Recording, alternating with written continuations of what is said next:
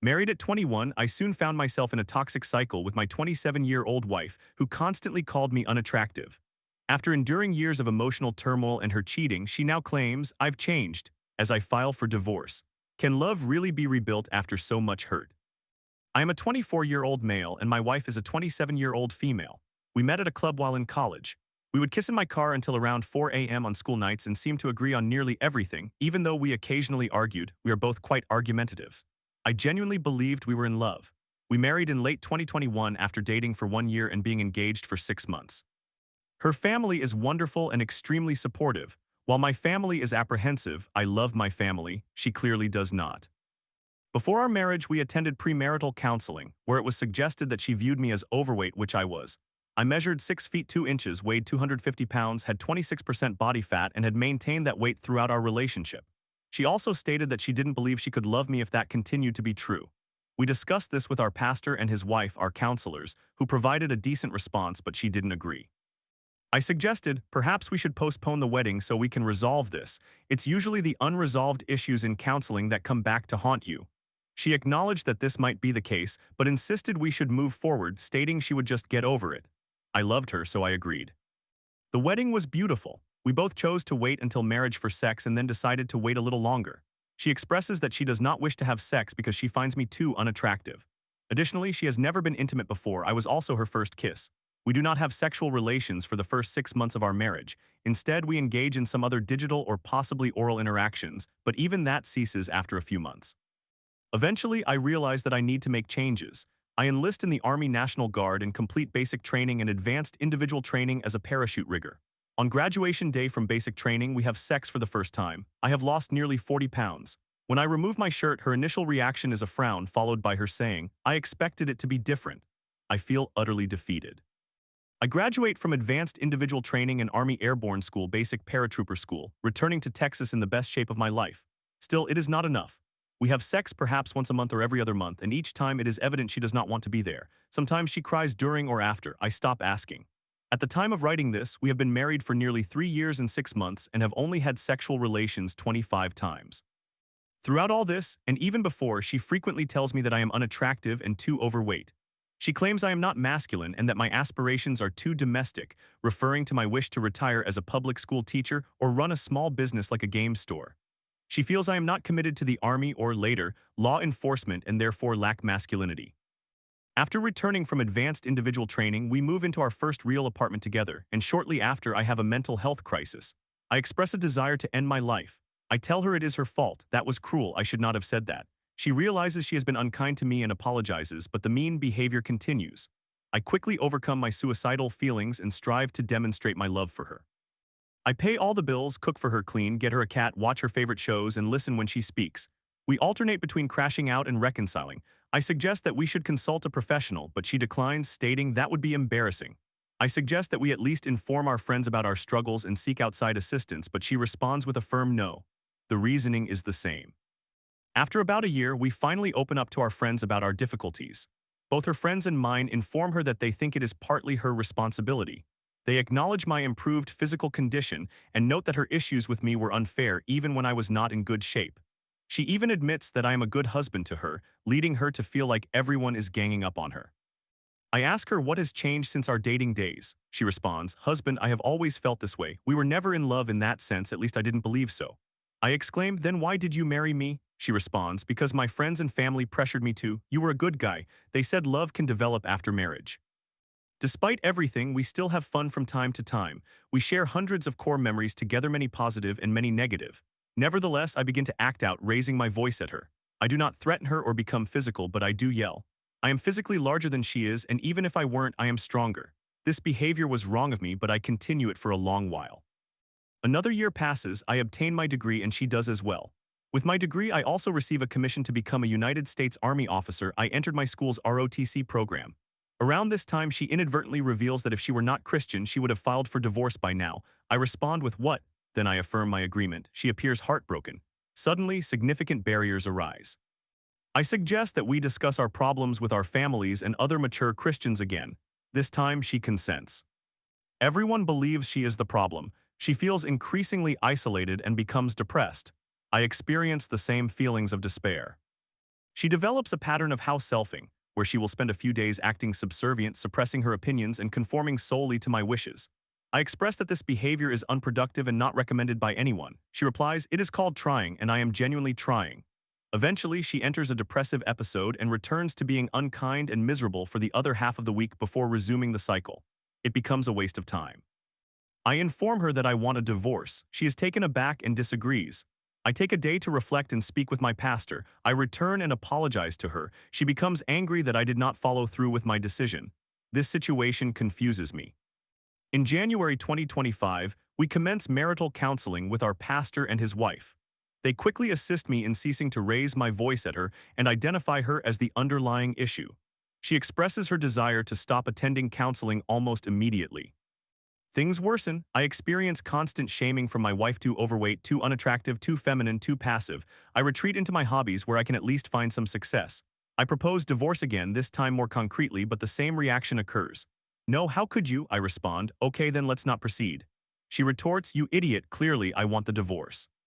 I request that she completely remove divorce from consideration and let's instead commit to fixing our relationship.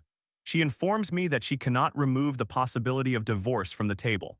She becomes miserable until I agree to consider it an option again. Eventually, she reveals to me that she had an emotional affair in late January to early February, which lasted a few weeks. I do not ask for details and instantaneously offer forgiveness.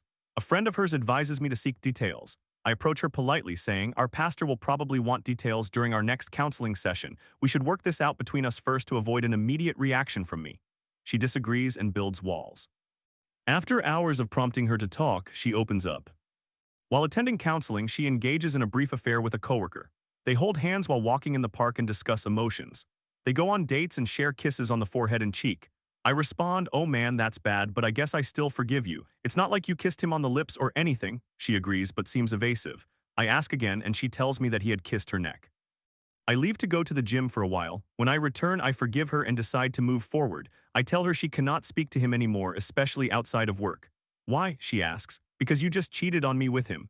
She responds, "Why are you punishing me for this? I have already punished myself over the past few days." What I push through it and solidify that boundary. After about a week, she agrees. During counseling, the pastor and his wife are completely taken aback.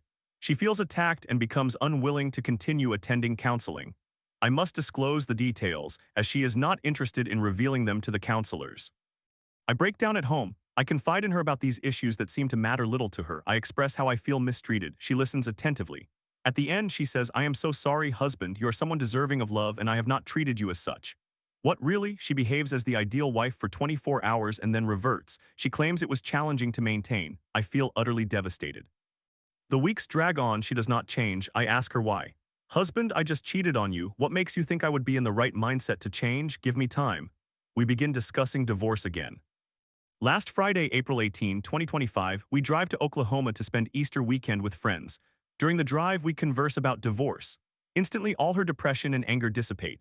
She laughs at my jokes again, expresses joy, and we discuss the lessons learned from our marriage and what we would seek in a future partner. It is blissful and lasts throughout our visit. The next day, we begin our drive back to Texas. During the return trip, she becomes upset and sad once more. "Are we still getting a divorce?" I inquire. "No, obviously not," she replies, appearing shocked by my question. I express my weariness of living in limbo, stating, "Either take divorce completely off the table or let's file." "I cannot do either with good conscience." "Fine." I filed for divorce this past Monday. It is 350 in Texas and I must wait 61 days. Outrageous. I inform my family and friends about the affair, which I had been keeping secret for her. They all encourage me to pursue the divorce. My friends reinforce that I should get a divorce. Her friends advise her to leave the marriage as well. Her therapist initially opposes, but then admits she has not changed and feels little remorse about the affair. Subsequently, they seem to agree that divorce may be justified. They express doubts about her being a true Christian and question whether she is saved. A friend of hers prompts her to list reasons for not wanting a divorce. "It would damage my reputation, I would need to relocate, my family may not speak to me, and I want to see where my husband is in a few years." I am currently sleeping on the couch. She invites me back to our bed, but she feels like a stranger. She attempted to be intimate with me again, but it felt like what I imagine a one-night stand would feel like. There was no love, just half-hearted actions. Neither of us reached climax. I am unable to force her out of the apartment because she contributes to the rent. We rented a large apartment because she preferred it over a smaller, more affordable option. But I can manage to do so after saving for another month. That was Wednesday. She claims to have undergone profound changes since our conversation. Suddenly, she becomes the ideal wife, displaying love, cuddling, support, and enthusiasm. She insists she has recognized her errors. I do not trust her intentions, but I feel vulnerable. As I type this, we are in conversation. She continues to act as the perfect wife, very remorseful. About what? I inquire. The affair. We continue our discussion. She seems unconcerned about the years of harshness. She fixates on this one major mistake that she believes has invalidated her entire stance. I do not know what to do. God disapproves of divorce, yet this situation is unbearable. I would appreciate any advice, but please attempt to consider things from her perspective, even if I did not effectively convey it. I would hate to be unfair to her. In summary, I filed for divorce on Monday and have 61 days, 57 days remaining to either reconcile with my wife or finalize the divorce. She has been unkind to me for 3.5 years, but I have not been the best husband either. She recently had an affair, yet they did not engage in sexual relations. Everyone is urging me to leave, but I do not harbor hatred for her, making it difficult. She does not want me to leave, at least not at this moment. Story 2. Dating my GF for 2 years after meeting on a kink subreddit, I thought I loved her until doubts surfaced. Do I love her for her or just the kink? I pushed her to lose weight, masked my insecurities, and broke down with anxiety. Can love coexist with confusion? I have been dating my girlfriend for almost 2 years. We began our relationship as friends with benefits after meeting on a kink, male domestic little boy female dominant subreddit of all places. It was difficult to find people in our area who were into male domestic little boy, so it was a fortunate coincidence that we found each other and lived so close to one another. After I graduated from college, I decided to end things because I would be moving away. She expressed what I had feared. She told me that she had fallen in love with me. Our relationship was not typical for friends with benefits. We cried in each other's arms and spent quality time together in addition to the sexual aspects. We shared our traumas as well as our hopes and dreams. Since she did not have a car, I drove 5 hours round trip to pick her up. When my father became suspicious of my high mileage, I began renting cars just to see her. She would stay with me for a few days every couple of weeks. I was incredibly happy to have finally found someone with whom I could share these experiences and who genuinely wanted to be with me. However, I was uncertain whether I loved her enough to initiate a committed relationship. In my last relationship over 5 years ago, I ended up hurting the person I thought I loved, and I did not realize it until it was too late. I pressured my ex-girlfriend into engaging in sexual activities and effectively coerced her into doing things until she complied. It was selfish of me, but I convinced myself that it was acceptable because I was having fun. At that time, I was unable to see that she was not enjoying the sexual encounters. It was supposed to feel pleasurable. I only recognized the problematic nature of my actions afterward, when she sent me a long breakup message outlining everything I had done wrong, how I should have accepted no as an answer the first time, treated her better, and so forth. I broke down and felt as if someone had torn me apart. I felt sick and nauseous at the thought of how I had treated someone I professed to love. It traumatized me for a couple of years. Returning to my new girlfriend, after I told her I did not love her in that way, she responded that it was okay and that she understood, suggesting we could be friends. That summer, I began sending her pictures of the sunrise while I was drinking my coffee, thinking she would appreciate it. I missed having her sitting beside me during moments like that. When I went to bed, I often thought about her both sexually and non-sexually. I simply wanted her to be here with me. After I eventually relocated for my new job about a month later, I texted her and asked if she would FaceTime with me. I was unsure if it was the right choice, but I believed these thoughts had to signify something significant, so I asked if she wanted to be my girlfriend. She started hyperventilating and I had to calm her down. I gave her a week to decide and she said yes. We were long distance until she moved to my town to be closer to me and find a job nearby. It was wonderful, I was happy. However, my troubling thoughts began to creep back in. I have struggled with depression and anxiety throughout my adult life and have been on medication at various times. It reached the point where I suspect I may have relationship obsessive-compulsive disorder, though even that is uncertain. Occasionally, I would have doubts or nitpick certain aspects of her appearance mentally. I would sometimes stress over trivial matters until those thoughts eventually subsided. I became preoccupied with her skin and assisted her in obtaining skincare products, discussing skincare with her in hopes that she would use them. I discovered that she vaped and was hiding that from me while we were apart after graduation. I encouraged and urged her to quit, and she was very grateful. However, she began gaining weight due to the nicotine suppressing her appetite. Consequently, I started urging us to work out together so she could lose weight. We have discussed these matters repeatedly. I asked her if it was acceptable for me to push her to lose weight for aesthetic and health reasons, and she affirmed that it was. Over time, she also expressed a desire to shed the extra pounds because she felt she was becoming overweight. I do not understand why I behave this way. It seems that I search for small things to improve, and I want these thoughts to cease because they make me feel like a terrible person and as if I do not love her. I believe I love her. I am happy when she is with me. I enjoy sharing life with her. I want to care for her and provide for her, and I do not want to hurt her. When she has experienced mental breakdowns, I have driven at midnight to her apartment to console her and ensure her safety, even when I needed to work the following day. I offered her my used vehicle and purchased a new one so that she would have transportation to work. I cover most of our meals. I spontaneously buy her gifts and items that I know she would appreciate if I come across them. She still does not feel comfortable driving much, so I drive 50 minutes round trip to pick her up whenever she can spend a few days with me. I strive to be considerate of her and provide for her. I attempt to offer her advice and assist her when she struggles to organize her life and take care of herself. I never want to hurt her. I continually express to her that my ultimate goal in life is to love one another completely and passionately until we both reach the age of 90, spending every day together in love and happiness. As we discuss marriage, I feel increasing anxiety. I doubt whether she is the one, whether I truly love her, and whether I am adequate for her. This has become a larger issue, causing stress between us. It has compelled me to spend more time analyzing my love for her. I have broken down in her arms, wishing for my racing thoughts to cease so that I can feel at peace. She has been supportive and understanding, but she has also been hurt by some of the conversations we have had recently, and I despise that I am causing her pain. We have always sought solace in one another, discussing our concerns and comforting each other. However, it has become difficult to do so when the issue pertains directly to her and me. It has progressed to the point where I have started therapy in an effort to untangle my thoughts. I feel like I love her, yet I feel incredibly selfish in the ways I push for certain changes or act. Our sex life has significantly decreased due to her work-related stress over the past 6 months. We have expressed a desire to return to the sexual life and kink dynamic we once shared, but she has become upset at times when I have pressured the topic. I worry that some of these doubts arose when we stopped being intimate as frequently. Lately, I have been overly concerned that I have somehow convinced myself I love her to the extent that I care about her deeply and perform all the actions typical of someone in love. Yet, I fear I may still be that selfish individual who only sought out the other person for sexual fulfillment. I simply loathe my intrusive thoughts and yearn for them to vanish. I still find myself looking at other women which I despise. There is a girl at work whom I find attractive, which makes me anxious, but I also worry that may be due to my anxiety or perhaps undiagnosed relationship obsessive-compulsive disorder, where I become preoccupied with thoughts about her rather than genuinely wanting to pursue a relationship with her.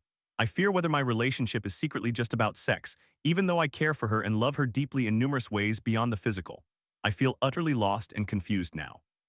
She experienced a traumatic divorce when she was younger. She has tried to date other men but has never been interested in them. When she met me, she stated that she instantly felt safe with me. She has told me that I am the best man she has ever been with and that I treat her exceptionally well. I often feel undeserving of such affirmations and that I do not do enough for her. Even though she believes these things, I somehow think I have deceived her or conditioned her into perceiving me that way. I never want to hurt her or diminish her faith in love. I cannot fathom living with myself if I were to cause her harm. She is incredibly kind, loving, affectionate, and exceptional. She takes excellent care of me and displays remarkable patience towards me. She understands my mental health struggles and wants to assist me through these challenging times because I have supported her during her own mental health episodes. Throughout this entire time, I believed I had changed from the person who exploited my ex-girlfriend. I have endeavored to keep that in mind and make a genuine effort not to hurt anyone like that again. However, I am terrified that I will realize I am still that same person and that I have only convinced myself of being different. I do not want us to marry and suddenly realize that I never truly loved her. I cannot subject her to that again. I love her. I simply wish for all these negative thoughts to dissipate so that I can love her as effortlessly as she loves me. I began taking Wellbutrin a month ago, and I now want to discontinue it because it appears to be exacerbating these thoughts. Recently, as my mental stress has made me feel depressed, it has become challenging to look at her and feel the love I hold for her. Last night, we watched television together after I experienced significant anxiety and had to take a walk to decompress. I asked if I could hold her breasts while we watched television. She frequently allows me to touch them when we relax together. I was already beginning to feel better after snuggling with her, as I often feel wonderful during those moments. However, when I touched her breast, there was a slight but immediate release in my chest and I felt somewhat better. Yet, when I withdrew my hand, my chest tightened up slightly again. I then laid my head on her bare chest. I felt so cozy, warm, loved, and happy. But then I became sad. I felt sad because although I felt close to her, loving and warm, I only experienced those feelings after touching her breasts. It led me to contemplate the belief that I love her for our kink and tender moments rather than for who she truly is. Alternatively, perhaps the sensations I experienced when I touched her were simply normal, guiding me to a place where I could unwind and rediscover the genuine loving feelings I possess for her. I wish for all of this to be resolved. I want to be comfortable and happy in our relationship. I am exhausted from doubting my love for her and our future together. She believes it was God's plan for us to find one another. Can one truly love someone and still experience these thoughts? I want to love her until the end of time and beyond and grow old together. She is my rock, she is immensely valuable to me and cares for me exceptionally well. We share the same morals, politics, and values. If I genuinely do not love her, I would like to know that. However, if my doubts and worries are merely products of my mind, then I wish to be aware of that as well. I do not want to make a mistake by either staying together or breaking up. Please do not simply suggest that I should break up. If after analyzing everything I have said, you believe that is the appropriate course of action, feel free to advise me. I just feel that many people on this subreddit advocate breaking up as it is an easier solution for them to propose. Thank you. Summary: I am frightened that I do not love my girlfriend for the right reasons, even though I do everything for someone I love and desire to care for her. Story 3. My brother's wife Mia blocked me after her visit, claiming I'm the problem. It felt like the hate was dripping from your pores, she told my sibling. Now, with my brother siding with her, I'm left wondering if I'm truly toxic or just the scapegoat in their drama. Is it time to walk away? Using a throwaway account, all names and identifiers have been removed. This has also been cross-posted to AIO, along with screenshots of our recent text exchanges for anyone who may wish to read it all. To begin, I acknowledge that this situation has escalated and has become a petty argument at this point. I simply want to know if I am indeed the one causing the problems, or if it is worth my effort to continue trying to mend things. For some background context, my brother married a woman whom we will call Mia about a year ago. He met her while stationed overseas. He is in the military. Despite the distance, my brother and I have always shared a good friendship and communicated via FaceTime quite regularly. We have not argued at all since childhood, and he tends to have a relaxed, easygoing mentality. After he began dating Mia, our calls became less frequent, but that was to be expected. My family only met Mia in person once prior to their wedding, during a family vacation in Europe. During that trip, we did not spend much time together since we were on a cruise, and they went on different excursions every day. At the time, she seemed pleasant, and we were happy for them. They married in Europe and returned to the United States a couple of months later to have a backyard wedding so that my brother's family and friends could attend. While they were here for that month, they stayed at my parents' home. During that time, my family and I noticed a few aspects of her behavior that we found somewhat odd. While nothing was outrageous, the atmosphere felt off, and she appeared to be more of a diva than we had previously thought. For example, on the first day they were in the States, my brother invited me to go shopping with them. After driving 20 minutes to my parents' house, I discovered they had left without me without any prior notice simply because Mia stated she did not want to go shopping with another woman. It takes too much time. She is beautiful, so perhaps a bit of diva behavior comes with the territory, I do not know. At that time, I was still happy for them. It was nice to see my brother content. Throughout the month they were here, I did not have any type of argument or confrontation with Mia. This will be relevant later, neither did my younger sibling. However, she was somewhat distant toward me by the end of their visit, and I attempted to discuss this with her. She expressed that she did not want to talk about it, that the dynamic felt awkward, and that was essentially the extent of the situation. Since I do not live at my parents' home, I only saw them a handful of times. The real drama began after they returned home to Europe. They left after their month here and everything seemed fine. A few months later, our younger sibling, who is 21 and non-binary, whom we will refer to as Sky, and I both noticed that Mia had blocked us on Instagram. It is important to note that this was the only platform on which we had ever contacted her, and neither of us had attempted to reach out since they left. We asked my brother about it, and he said we would have to contact her ourselves to find out what was going on. He mentioned that she wanted us to reach out to her via WhatsApp if we wished to resolve things. Sky reached out first, essentially saying, "Hey, it seems like you're upset with me, let's talk about it." Mia responded with a lengthy message outlining her reasons for disliking Sky. One outrageous example included her statement, "When you were sitting at the bonfire, I could almost feel the hate you had for me dripping from your pores." Seriously, it was essentially a long list of trivial reasons why they would likely never become best friends, and it felt ruthless and unexpected. Sky replied, addressing every single one of her points and sharing some of their own thoughts. Mia responded by saying that they had been cut off from contacting her indefinitely. Neither Mia nor my brother has spoken to Sky since then. This interaction set the tone for all my subsequent dealings with her, leaving me defensive as I realized I would likely be next on her list. Shortly thereafter, I reached out and it turned into a back and forth. The conversation was relatively civil, but I found it offensive and frustrating that she had blocked me out of the blue and was making me fight for a relationship we had barely begun to establish. During this exchange, she repeatedly threatened no contact with me as if I were a crazed ex. I sent her lengthy messages of apology for anything I could think of that might have made her feel excluded, which appeared to be her primary issue with me, though that was never my intention. Mia eventually admitted that it was difficult for her because I seemed so close to my siblings and she struggled to feel included. I understand that. My siblings and I have a bond formed over our entire lives, and it will take time for her to reach that point with us. However, she was never intentionally excluded when I was around. She apologized for some things that I had expressed bothered me, but mostly she kept defending her behavior. At this point, it seemed that all this began due to her insecurities about joining our family. The conversation escalated quickly, with her inundating me with paragraphs about the most minor details, seemingly to justify her decision to block us. I thought we reached some resolution, as I do not want to discuss our issues for an eternity, but she requested another phone call to clear everything up. I became busy and forgot to arrange the phone call. She then sent me a lengthy message expressing that I clearly did not care and that she was done waiting for my response, despite not sending a single reminder or follow-up text, and that she would be cutting me off. I attempted to talk to my brother about it, and he informed me that Mia had decided that she wouldn't consider moving past any issues until I apologized for not scheduling the call. I was frustrated that I could never be given the benefit of the doubt, and that my brother did not trust that I genuinely wanted to work things out. At this point, I did not desire any type of relationship with her. It seemed like nothing but bickering, but eventually I swallowed my pride and sent her another apology in an effort to maintain some form of relationship with my brother. She fixated on one part of my lengthy apology where I mentioned, "It feels like you are looking for reasons to cut me off," and I remained in no contact mode. This all occurred around October. Now it is April. I have barely exchanged 2 messages with my brother since. Our father reached out to my brother on my birthday to remind him to send me a text or something. He replied, "I know," but then he never contacted me. I accepted that this is where we stood. This led to a heated argument between my brother and my father, in which my brother claimed that I had been disrespectful to his wife and could not take accountability, referring to my faulty apology, which is why he refused to talk to me. It has been 6 months, and all they want to do is argue over the validity of my apology to her.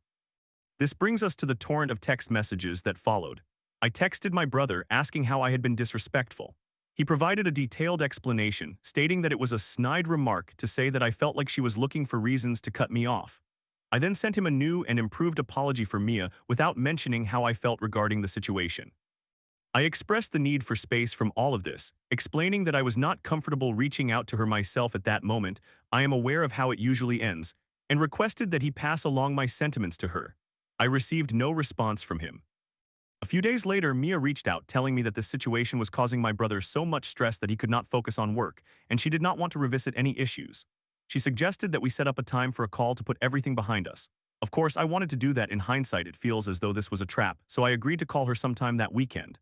However, I ended up getting severely ill, which caused me to miss my family Easter. On Sunday morning, I texted her, as I had essentially slept all day on Saturday. By the time I awoke, it was about 3:00 a.m. their time, apologizing for not reaching out, explaining that I had been ill, but I should be able to call on my lunch break on Monday if I felt better after resting more.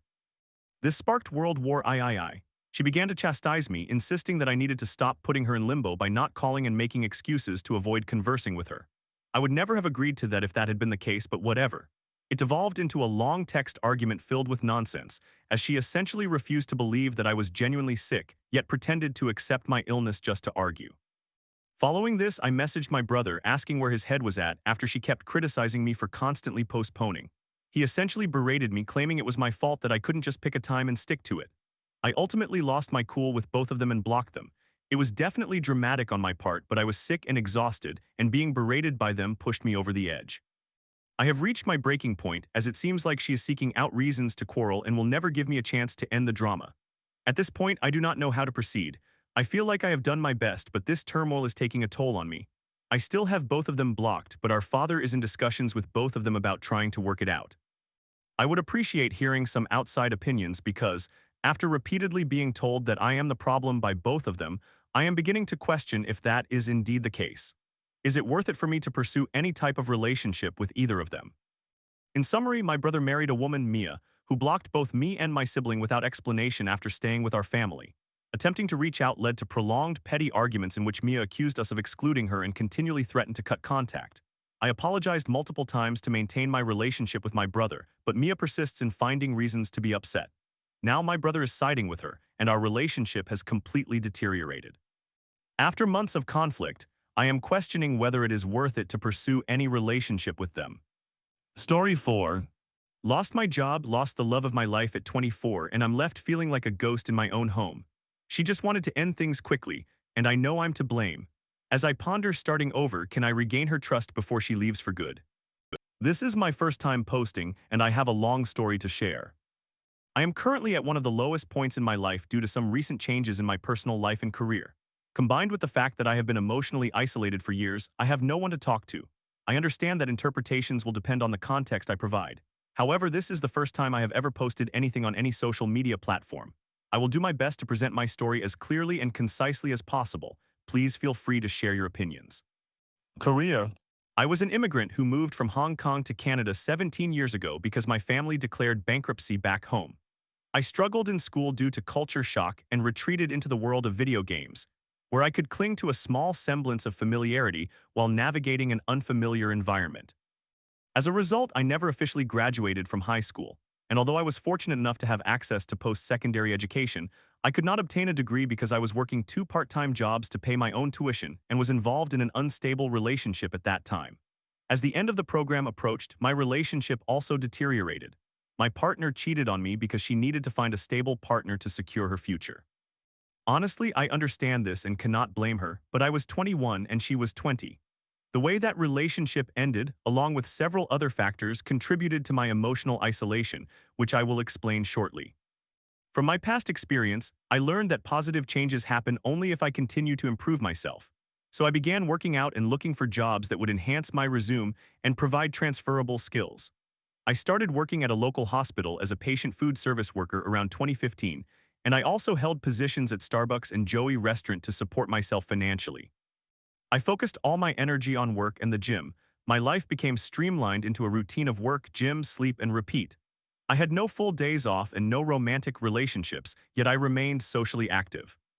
Fast forward to 2020, 5 years later. According to my peers, I gained a significant amount of lean muscle mass. Everywhere I went, people complimented my physique, even when I was getting vaccinated. Career-wise, I progressed from delivering trays to patients to becoming a supply coordinator and then ultimately a purchasing officer.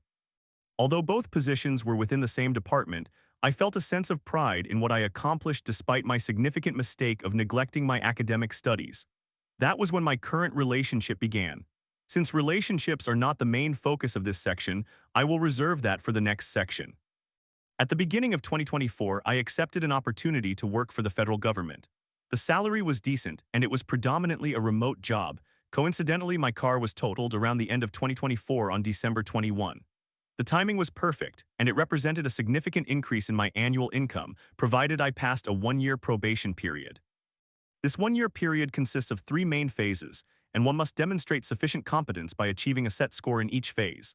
I failed at the final phase, resulting in my contract being terminated exactly 1 year after I began working there, although I was informed that I demonstrated adequate skills during some of the most challenging parts of the program.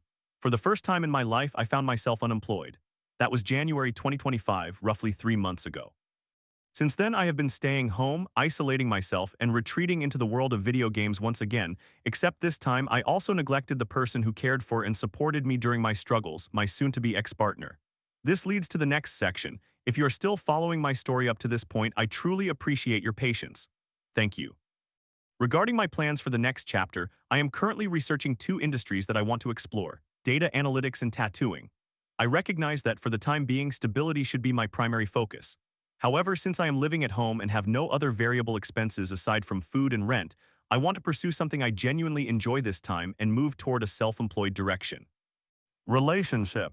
My partner and I have been dating for 4 years. She comes from a different Asian country, which means we do not speak the same mother tongue, but English serves as our mutual language. We have lived together with my single mother for the past 3.5 years. She's the most supportive person I have ever met, although she often conceals her feelings. Additionally, she is very family-oriented, having come from a loving family with some sibling conflicts. Overall, it was a nurturing environment compared to my own. There are 4 primary reasons why this relationship is coming to an end. 1. Her legal status in Canada is set to expire in December 2025. 2. The relationship between her and my mother and at times myself. 3. My financial instability due to job loss, compounded by a lack of motivation over the past 3 months. 4. She believes her opportunity cost is high in our relationship, especially because she is only 24. Elaborations. 1. Her visitor status is expiring, and so is her passport. It can reportedly take anywhere from 3 to 12 months to renew her passport, meaning she will have to leave the country in 7 months regardless of the other reasons listed below. 2. I have a complicated relationship with my family. My parents divorced in 2019 and my father moved abroad. I lived independently between 2012 and 2015, but moved back in with my parents in 2016. I chose to remain with my mother after their divorce to support her mortgage and save on rent. Essentially, domestic violence has torn our family apart for as long as I can remember, factoring in other reasons that led me to ultimately avoid communication with both of my parents. As for my partner, as an extension of me, she has experienced similar treatment during her time in my mother's household. In fact, my other ex-partner shared the same sentiment while she briefly stayed at my parents' place. Between my partner and me, I would like to think we were generally compatible, aside from the major issues mentioned throughout this post. I have a combination of type A and C personality traits. The more I care, the more easily I become frustrated about certain matters I consider important. She possesses a combination of type A and B personality traits, which contributes to the challenges surrounding her expiring legal status. On multiple occasions, our conversations have led to undesirable outcomes because of my directness and ineffective communication style, which has left a lasting impact on our relationship that needs to be addressed. 3. I will not play the victim in this story. I feel like a failure and cannot see my own reflection in the mirror. I took advantage of my loving partner during the last 3 months since losing my job, granting myself an unrealistic grace period at her expense. I have repeatedly broken my own promises, extending my break from a month to 2 months and now 3 months. I would be disgusted with myself if I were in her position. Now that her legal status is expiring and the opportunity to continue our relationship looks uncertain, she is choosing to end it because she may have a better life without me back home. The truth hurts, and I deserve it. We are currently discussing how to proceed with the separation since there are still 7 months remaining. For the record, our conversations about this matter have been calm and mature. However, I am torn between ending it quickly or doing everything I can to make up for the time I mistreated her during the remaining period. I understand that this will not make it any easier when the time comes, but I cannot help but think about how to end a relationship I treasured and now perceive as a disappointment. I acknowledge that it would be selfish to keep her without allowing her to move forward. I proposed spending a couple of months for me to atone for my wrongdoings. While she agreed, I am not sure whether it was out of pettiness or uncertainty. She mentioned that there is very little affection left and expressed a desire to end things quickly to make it easier for both of us to move on. I recognize that it might be foolish. She may not love me anymore, but I do, and I want her to remember me as anything but a disappointment. 4. She did not enjoy her time in Canada due to cultural shock, weather, and cost of living. Additionally, the financial constraints I have faced have affected our ability to travel and enjoy a variety of activities. Now she is contemplating all the possibilities that await her without being tied down by our relationship. Conclusion. I know I need to pull myself together, start working out again, find a job, and get my own place. However, my vision is clouded with emotion and guilt, and I have no one else to confide in, no family or friends. Therefore, I am here seeking a fresh perspective on my circumstances. What are your thoughts on my approach? Story 5. Growing up, my family labeled me as a spoiled brat for crying during Christmas and birthdays. Little did they know I was overwhelmed with emotions they couldn't understand. "You're being ridiculous," they'd yell. "Just wait until you hear how they ruined my childhood." This is me using a throwaway account to express the feelings I have regarding events from my childhood. Perhaps it will entertain you, or maybe you can provide insight or advice. Regardless, I appreciate you taking the time to read this, and I wish you the best. For as long as I can remember, emotions have always been overwhelming for me. My parents described me as oddly calm, detached, and devoid of emotion when I was a baby, toddler, and young child. They noted that while I would mimic and imitate others like other young children, I would primarily just observe and watch people. There was no giggling, no laughing, no crying. I was considered a very easy kid. However, as I grew older and began to express myself, it became all too much, for both me and my caretakers. Now that I am significantly older and have encountered other families and developed many friendships, I can reflect and acknowledge that I had what today's youth might refer to as an emotionally unintelligent family. While I appreciate the moral ideals behind Christmas, birthdays, and any holidays associated with joy and generosity, I have come to realize that my deep mistrust and apprehension towards these occasions arise from numerous experiences I had trying to understand emotions within my specific family. The earliest birthday memory I have involves receiving cards from relatives and enjoying a small pizza, as our family was less financially stable yet still made an effort to organize a special dinner for celebrations. My mother was exhausted, my father was late, but he arrived with a large, handcrafted wooden playset that he had custom-made for me. He constructed it in a friend's garage and revealed it to me. I was overjoyed, which triggered a heated argument between my parents as my mother demanded to understand how he had financed the materials and why he had arrived late. For hours, they yelled over me as I sat there, and my brother chastised me for supposedly being the cause of their fight. My first memory of a present, one that I cherished, and that made me feel genuinely loved, is tainted by a furious confrontation between my parents regarding money and respect. You might think that I at least still possess the playset my father crafted for me, but that is not the case. Whenever I played with it, my mother would come in and question why I was touching it and whether I understood its value, or she would simply fold her arms and glare at me until, regardless, I eventually stopped. Conversely, my father would be personally offended and reprimand me when I was not playing with it, berating me about how much time he had devoted to creating it and the trouble I had caused. Ultimately, none of it mattered. Following their divorce, one day I did not clean my room quickly enough, and my mother placed the playset in a trash bag, forced me to witness her discard it, all while admonishing me about valuing my possessions and declaring that I did not deserve it. So that was my earliest memory. It took me some time to comprehend Christmas. When I was very young, I believed it was a daily occurrence, and my brother encouraged this notion because he found it amusing. He would wake me up early each day for weeks, shaking me and exclaiming, "It's Christmas, it's Christmas." And he would laugh as I dashed out to see what all the excitement was about, only to be disappointed and saddened to find that nothing had changed. My mother, now our primary caretaker, also found it funny and did not comfort me or intervene, but eventually explained that Christmas is an annual event. Christmas celebrations were pleasant, but I honestly do not remember them very clearly. Then my mother began dating and eventually married my stepfather, and their combined financial success improved our situation.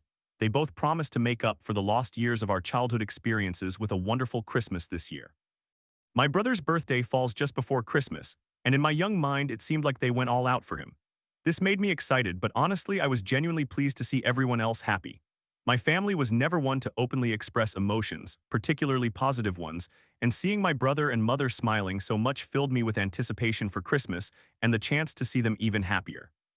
And Christmas came and went. I genuinely do not recall the gifts. However, I remember my brother and mother receiving quite a lot, and my mother even recently admitted somewhat shyly that our holidays were typically skewed in his favor. I was happy to observe their happiness, but I began to feel overwhelmed. Again, I was generally a rather detached child, and I did not experience much emotion. I did not particularly like my gifts, that much was true, but I did not care too much either. The excitement surrounding this holiday, which was designed to be significant and important, began to diminish. My family did not appear as joyful as they had been before, and I was already feeling a little sad. This culmination of emotions erupted, and I began to cry, leading my family to unleash their frustration on me. I simply could not stop crying, and my mother took me to the laundry room for a timeout, accusing me of being spoiled and ridiculous. I truly could not cease my tears. My mother, brother, and stepfather each took turns coming to reprimand me for being a brat, insisting that I could not have my way and urging me to stop behaving this way. At that moment, I lacked the emotional awareness or vocabulary that I am now striving to cultivate. I was not upset about gifts like Dudley Dursley from Harry Potter. Instead, I was overwhelmed by a multitude of emotions. I felt sadness because I sensed their weariness and unhappiness, and I experienced sorrow at the thrill of the holiday coming to an end. However, I did not possess the ability to articulate that, so I just continued to cry as my family made their rounds to scold me. This pattern has defined my Christmas experiences since then. I consistently feel overwhelmed and sad, often retreating to a room to cry for a time before returning to my family. I attempted to counter this by investing heavily in gifts for my family over the years, with my parents even remarking that I made Christmas a few years in a row with my gift selections for them, but it never truly alleviated my feelings. I always found myself feeling sad and disappointed around Christmas. This is merely one example that has always stood out to me, but it reflects a common trend in my life where expressing any emotion as a child, whether positive or negative, would result in scolding or reprimand. Over time, I learned to shut off my emotions as a teenager, and for many years I struggled to turn them back on. Even as an adult, my family typically scolds me and sometimes even entirely shuts me out when I express emotions, even if it is merely to discuss my feelings with them, as I would with friends, a partner, or even my friends' and partners' families. It is experiences like the one described above that leave me feeling like an obtuse fool for reflecting for years I wonder why I struggle with expressing emotion. Sometimes I cannot even feel my own emotions. That seems odd. I wonder why that is. Oh well. I do not know why I felt compelled to share this. I just did. If your family resembles this dynamic, I want you to know that your feelings are not dangerous, wrong, disgusting, or shameful. You should embrace your emotions, and the people in your life should be willing to understand your feelings and respect them. Thank you for taking the time to read this. I hope you have a wonderful day.